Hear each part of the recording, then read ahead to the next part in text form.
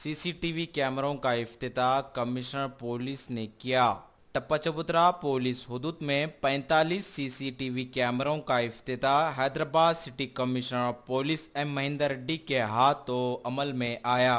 लक्ष्मी नगर टप्पा चबूतरा एसोसिएशन, गुड्डी मलकापुर एसोसिएशंस की जानिब से टप्पा चबूतरा पुलिस हुदूद में सीसीटीवी कैमरे लगाए गए। इस मौके पर कमिश्नर पुलिस के हमरा deputy commissioner police west zone Venkateshwar Rao के अलावा और भी दीगर पुलिस के ओहदेदार मौजूद थे।